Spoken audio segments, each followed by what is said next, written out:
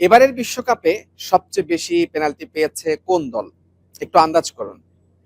অনেকেরই হয়তো মিলে যাচ্ছে। এবারের বিশ্বকাপে এখন পর্যন্ত সবচেয়ে বেশি পেনাল্টি পেয়েছে আর্জেন্টিনা। আর্জেন্টিনা কোয়ার্টার ফাইনালে তাদের ম্যাচটি খেলবে সুইজারল্যান্ডের বিপক্ষে। তার আগে মানে রাউন্ড অফ 16 পর্যন্ত আর্জেন্টিনা পেনাল্টি পেয়েছে ৩টি, মানে সর্বোচ্চ। এবং রাউন্ড অফ 16 পর্যন্ত দ্বিতীয় সর্বোচ্চ পেনাল্টি পেয়েছে ইংল্যান্ড ও সুইজারল্যান্ড, যে সুইজারল্যান্ডের বিপক্ষে কোয়ার্টার ফাইনালের ম্যাচ খেলবে আর্জেন্টিনা। দুটি করে পেনাল্টি পেয়েছে ফ্রান্সও, এবং ফ্রান্স একটি ম্যাচ বেশি খেলেছে। তারা কোয়ার্টার ফাইনালের ম্যাচ খেলে এরই মধ্যে সেমিফাইনালের নাম লিখিয়েছে। দর্শক, নিশ্চয়ই আপনাদের মনে আছে ২০২২ কাতার বিশ্বকাপের অন্যতম আলোচিত একটি বিষয় ছিল যে আর্জেন্টিনাকে সবচেয়ে বেশি পেনাল্টি উপহার দেওয়া হয়েছে, এবং তখন বিশ্বকাপের এক আসরে সর্বোচ্চ 5টি পেনাল্টি পেয়েছিল আর্জেন্টিনা। শেষ পর্যন্ত তারা কিন্তু চ্যাম্পিয়ন হয়েছিল।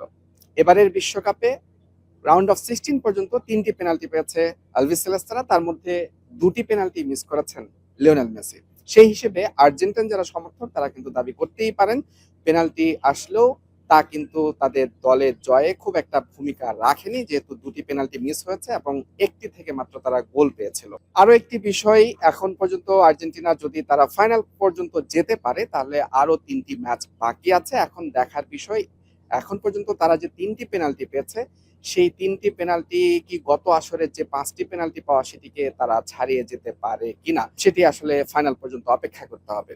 এবং আরো একটা বিষয়, এই পর্যন্ত বিশ্বকাপে যে ফাউল হয়েছে সেই ফাউল অনুযায়ী আর্জেন্টিনা এখন পর্যন্ত তারা রাউন্ড অফ 16 পর্যন্ত তারা ফাউল করেছে 59টি, বিপরীতে তারা কার্ড পেয়েছে মাত্র 3টি। মানে শতাংশের হিসেবে সেটি মাত্র শতাংশ না, ঠিক 20টি ফাউল শেষে তারা একটা করে কার্ড পেয়েছে, হলুদ কার্ড পেয়েছে, যেটিও এবারের বিশ্বকাপে কার্ড পাওয়ার হিসেবে দ্বিতীয় সর্বনিম্ন।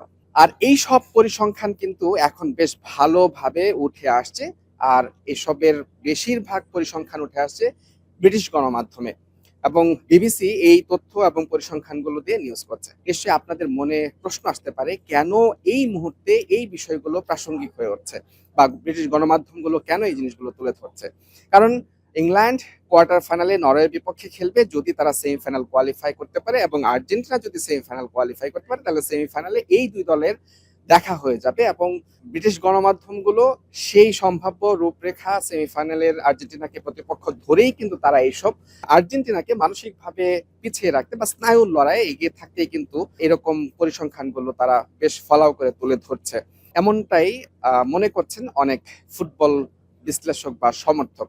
দিন শেষে আর্জেন্টিনা তারা মাঠে পারফরমেন্সে নিঃসন্দেহে মেসির নেতৃত্বে তারা খুব ভালো করছে, এবং অনেক বিতর্ক আছে, ফাউল নিয়ে বিতর্ক আছে, মেসি কেন ফাউল করেও কার্ড দেখলেন না এবং ফাউলের ঘোষণাও দেওয়া হলো না, বা লোগান যুক্তরাষ্ট্রে তিনি লাল কার্ড পেলেন, অনেক বিতর্ক আছে। তবে সেখানে নিঃসন্দেহে এখন পর্যন্ত আর্জেন্টিনা 3টি পেনাল্টি পেয়েছে, সবচেয়ে বেশি রাউন্ড অফ 16 পর্যন্ত খেলে, এবং বিশ্বকাপের বাকি অংশে তারা আরো কতগুলো পেনাল্টি আদায় করতে পারে, গতবার যে 5টি পেনাল্টি পেয়েছিল সেটিকে ছাড়িয়ে যেতে পারে, নাকি এই 3টি থাকবে, সেটি কিন্তু শেষ পর্যন্ত দেখার একটি বিষয়।